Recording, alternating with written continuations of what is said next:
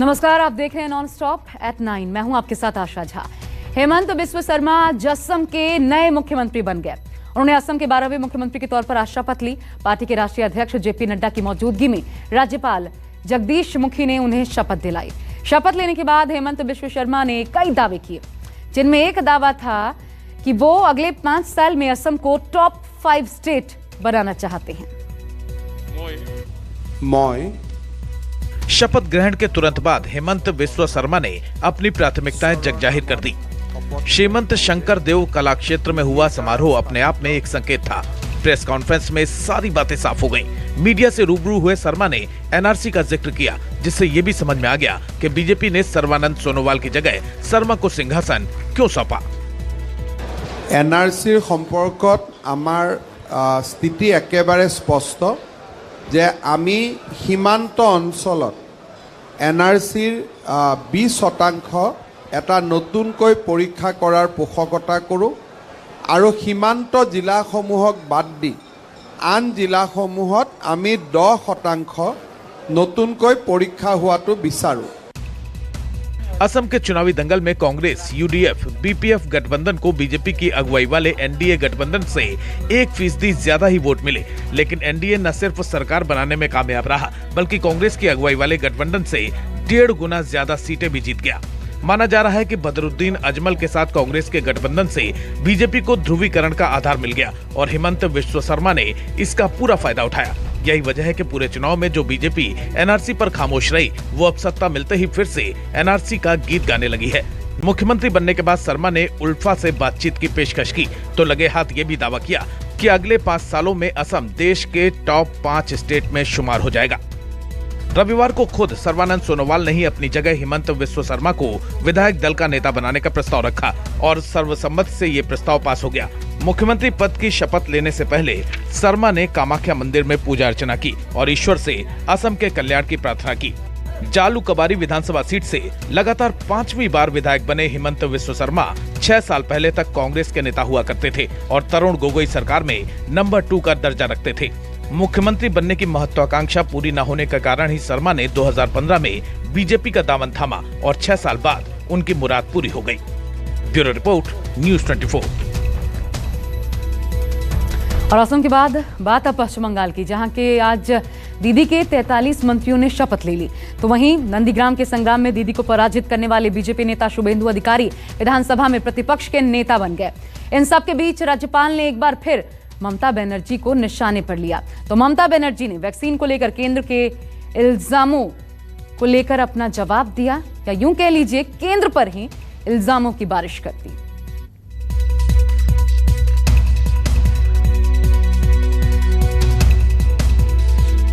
एक कर तृणमूल कांग्रेस के 43 नेताओं ने पश्चिम बंगाल के मंत्री के तौर पर शपथ ले ली। राजभवन में हुए इस समारोह में खुद ममता बनर्जी भी मौजूद रहीं, लेकिन राज्यपाल के साथ उनके रिश्ते एक बार फिर जगजाहिर हो गए। दीदी के मंत्रियों को शपथ दिलाने के बाद राज्यपाल जगदीप धनखड़ ने पश्चिम बंगाल में जारी हिंसा का जिक्र किया। मीडिया के सामने ही ऐलान कर दिया कि खुद इस हिंसा प्रभावित इलाकों का दौरा करेंगे। We are in a very deep crisis in the state. Post-poll, retributive violence. I have therefore decided to visit the affected parts in the state as part of my constitutional duty. राज्यपाल धनखड़ ने आरोप लगाया कि राज्य प्रशासन ने प्रभावित इलाकों का दौरा करने से पहले जरूरी व्यवस्था करने के उनके आग्रह पर अब तक जवाब नहीं दिया है। 2 मई को नतीजों के ऐलान के बाद बंगाल के कई हिस्सों से संघर्ष की खबरें आई हैं। हाल ही में मुख्यमंत्री ने कहा कि चुनाव के बाद की हिंसा में कम से कम 16 लोगों की मौत हुई है। राज्यपाल ने इसको लेकर ममता सरकार को निशाना बनाया तो दीदी ने कोरोना का जिक्र कर आरोप लगाया कि केंद्र ने उनकी मांग के मुताबिक वैक्सीन नहीं दी। আমরা 3 কোটি চেয়েছি, 3 কোটি চেয়েছি, পেয়েছি আমরা মাত্র 1 লাখ। তাতে আমার কোনো লাভ নেই। আমরা 1 কোটি লোককে অলরেডি দিয়েছি এবং আমাদের প্রয়োজন ইমিডিয়েট 3-4 কোটি, তার কারণ প্রাইভেটকেও আমরা 1 কোটি দেব। আর আমি মনে করি এটার উপর জিএসটি নেওয়া উচিত নয়। কোভিড সংক্রান্ত কোনো ব্যাপারে জিএসটি নেওয়া উচিত নয়।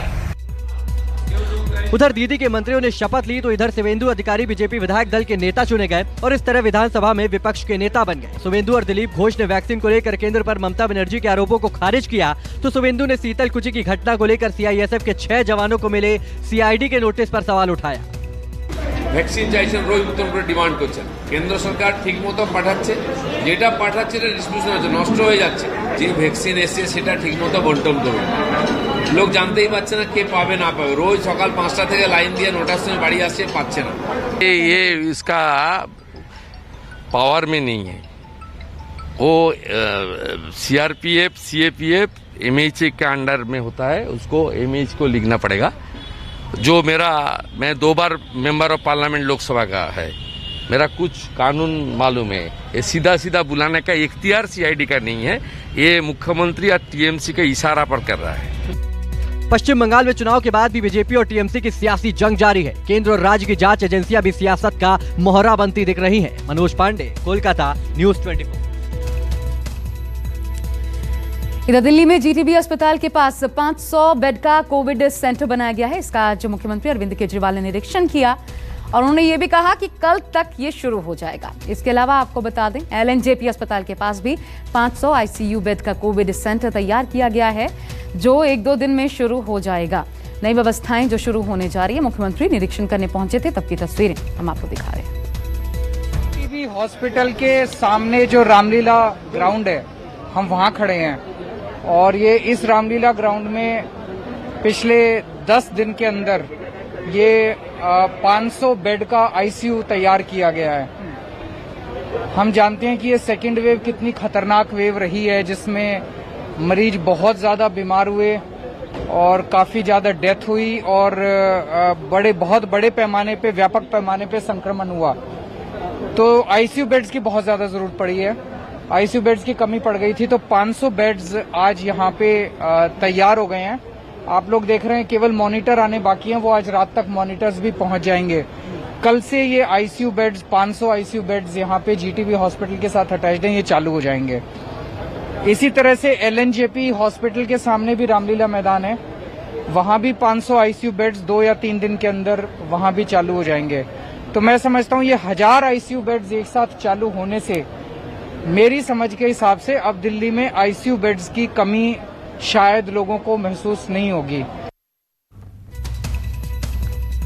इधर उत्तर प्रदेश में लोगों को वैक्सीन लगा है, लेकिन दिल्ली से सटे लोग दिल्ली में भी वैक्सीन लगवा रहे हैं। न्यूज 24 पर जब विनोद नगर के वैक्सीन सेंटर हम पहुंचे तो वहां गाजियाबाद के लोग वैक्सीन लगवाने के लिए पहुंचे हुए थे। राजधानी दिल्ली में दिल्ली सरकार ने स्कूलों में वैक्सीनेशन सेंटर, वैक्सीनेशन कैंप लगाए हुए हैं, जिसमें से एक कैंप में विनोद नगर का इलाका है, ये विधानसभा क्षेत्र डिप्टी सीएम मनीष सिसोदिया जी का है। और उनके कैंप में हम आज जानकारी जब लेने पहुंचे तो देखा बहुत ही शांतिपूर्वक तरीके से, बहुत ही कूल तरीके से लोग यहाँ वैक्सीन लगवा रहे हैं।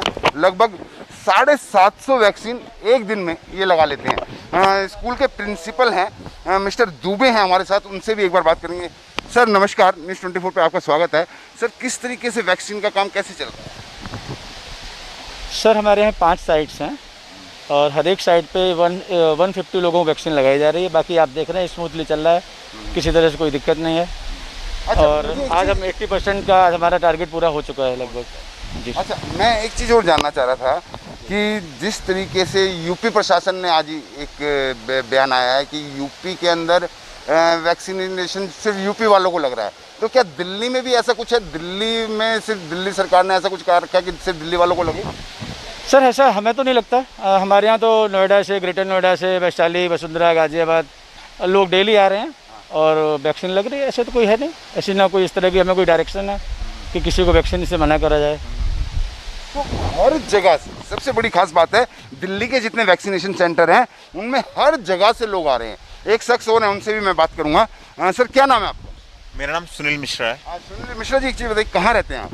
मैं इंदिरापुरम गाजियाबाद। गाजियाबाद में रहते हैं? हाँ जी। तो गाजियाबाद से दिल्ली में आए हैं वैक्सीन? हाँ जी बिल्कुल बिल्कुल, हाँ हाँ जी।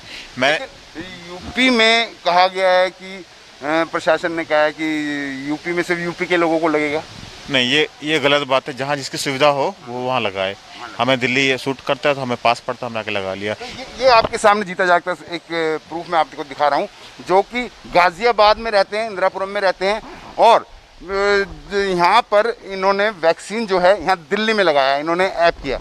और भी यहाँ पर लोग हैं जो रेस्ट कर रहे हैं वैक्सीन लगाने के बाद, यहाँ पर रेस्ट कर रहे हैं। ये देखिए काफ़ी सारे लोग हैं जिन्होंने वैक्सीन लगा लिया। मैं और भी लोगों से बात करूँगा। मैम क्या नाम है आपका? लीलम देवी। कहाँ से आई हैं? करकटडुमा से। करकटडुमा से, ये दिल्ली से ही आई हैं। मैम क्या नाम है आपका? रश्मि तिवारी। हाँ जी, रश्मि तिवारी। रश्मि तिवारी। हाँ जी। रश्मि जी कहाँ से आई हैं? इंदिरापुरम। इंदिरापुरम से। ये गाजियाबाद से हैं। तो ये एक बहुत बड़ी बात है, खास बात है कि गाजियाबाद से लोग आ रहे हैं दिल्ली के वैक्सीनेशन सेंटर पे, लेकिन यूपी के अंदर सिर्फ यूपी वालों को वैक्सीन लगाया जा रहा है, ऐसा आदेश आज जो कि यूपी प्रशासन ने दिया है। लेकिन दिल्ली के अंदर आप कहाँ से आए हैं? ईस्ट विनोद नगर। ईस्ट विनोद नगर। ईस्ट विनोद नगर। विनोद नगर। हाँ। तो दिल्ली से आए हैं। आप में से कोई गाजियाबाद से भी है? नहीं। तो गाजियाबाद से, ग्रेटर नोएडा, नोएडा से, जैसा हमें बताया प्रिंसिपल साहब ने, जगह जगह से लोग आ रहे हैं। किसी को कोई दिक्कत तो नहीं है? वेट कर रहे हैं? वेट तो कर रहे हैं, लेकिन बस कोई प्रॉब्लम तो नहीं है। वैक्सीन लगवा चुके हैं? वैक्सीन लगवा ली। वैक्सीन लगवा चुके हैं? हाँ जी, हाँ जी। कोई दिक्कत तो नहीं? नहीं सर। कैसा एक्सपीरियंस रहा है? बहुत अच्छा, मतलब मुझे इंसुलिन से बहुत ज़्यादा पेन, मतलब बहुत ज़्यादा दर्द होता था, मुझे पता भी नहीं चला। तो लोगों का जो एक्सपीरियंस है वो काफ़ी सुखद नज़र आ रहा है, जो वैक्सीन लगवा के आ रहे हैं, लगवा के जो आ रहे हैं। सबसे खास बात है, दिल्ली के अंदर देश का कहीं से कोई भी व्यक्ति आके दिल्ली के अंदर वैक्सीन लगवा सकता है। कैमरामैन अमित राय के साथ विनय सिंह, न्यूज़ 24 दिल्ली। तो दिल्ली में यूपी के लोग वैक्सीन ले रहे हैं, उधर मुंबई के पास ठाणे के वैक्सीन सेंटर में वैक्सीन खत्म हो गई। सेंटर के बाहर बोर्ड लगा दिया गया जिसमें लिखा है वैक्सीन आउट ऑफ स्टॉक है। सेंटर पर सिर्फ ड्यूटी करने वाले दिखाई दिए। हमारे संवाददाता विनोद जगदाले ने इस सेंटर का जायजा लिया। इस समय हम थाने शहर के सबसे बड़े पार्किंग प्लाजा वैक्सीनेशन सेंटर के बाहर हम मौजूद है और देखिए यहाँ पर बोर्ड लगाया गया है कोविड-19 वैक्सीन आउट ऑफ स्टॉक। यहाँ पर भी लिखा गया कि आज स्टॉक नहीं आने के कारण यहाँ पर वैक्सीनेशन बंद रखा गया है। लोग भी बाहर से यहाँ पर आए हैं और इनको दूसरा डोज लेना है। इनसे बात करते हैं। आप कहाँ से आए हैं? बसंत विहार। बसंत विहार। कौन सा डोज लेना है? पहला, दूसरा? ये सेकेंड डोज है। और 4 दिन से चक्कर काट रहे हैं, नंबर भी लिया हुआ है। बोलते कल आओ कल आओ, सैटरडे को भी आए, फिर बोलते मंडे को आओ, मंडे को आया तो अभी ये बोल रहे हैं, ये बोल रहे हैं अभी कल आना है, तो पता नहीं, अभी नक्की नहीं है। ये भी पूछ रहे हैं कि आज कितने वैक्सीन थाना में आए, वो भी इनको आइडिया नहीं है। एटलीस्ट कहीं और जाके कुछ करे। वो वैक्सीन तो है ही नहीं, कोविशील्ड है, सेकेंड डोज है, डेज जा रहे हैं। तो देखा आपने परेशानी यहाँ पर भी है। आप आए थे, कब से आ रहे हैं? मैं फ्राइडे से आ रहा हूँ। फ्राइडे मॉर्निंग 6 बजे मैंने लाइन लगाया था। मेरा नंबर सेकंड है। वो लोगों ने बोला मुझे कि आपको आज नहीं मिलेगा, सैटरडे मिलेगा। सैटरडे हम लोग आए थे, सैटरडे बोले कि आउट ऑफ स्टॉक है या आने वाला नहीं है, आज मंडे को आ जाओ। आज मंडे आया हूँ, आज भी वही बोल रहे हैं कि हम मालूम नहीं है, स्टॉक नहीं है। पिछले 3 से 4 दिनों से लोग यहाँ पर आ रहे हैं। आप कहाँ रहते हैं और कब आ रहे हैं? बसंत विहार से हम लोग आ रहे हैं और हम भी 2 दिन से आ रहे हैं। एक तो मैं सुबह 6 बजे में आके गया मैं, तो अभी नहीं मिल रहा है तो क्या करेंगे। और कुछ समझ में इंफॉर्मेशन भी नहीं है कि मिलने वाला है कि नहीं। तो इधर आने के पहले भी आपको पता है कि आधा घंटा हमको घर में तैयारी करना पड़ता है, क्या लेके आने का, कौन सा मास्क डालने का, फिर घर में जाके स्नान करने का, ऐसा कितने बार करने का। ये इन्फॉर्मेशन मिलेगा ना, हम घर में बैठेंगे। अभी क्या है, अभी बाहर आए तो भी एक रिस्क है ना हमारे लिए। अभी ये सेकंड डोज है, मिलेगा करके बोलते हैं। अभी ठीक है, चलो। तो देखा आपने कि 18 से 44 का वैक्सीनेशन तो दूर, सेकंड डोज के लिए भी यहाँ पर लोग आ रहे हैं, लेकिन सेकंड डोज अब तक नहीं मिला। ये देखिए लोग यहाँ पर आ रहे हैं, पूछताछ कर रहे हैं और यहाँ पर 40 डेज का जो शेड्यूल है अभी निकल जा रहा है, नहीं मिलता है तो क्या करेंगे फिर।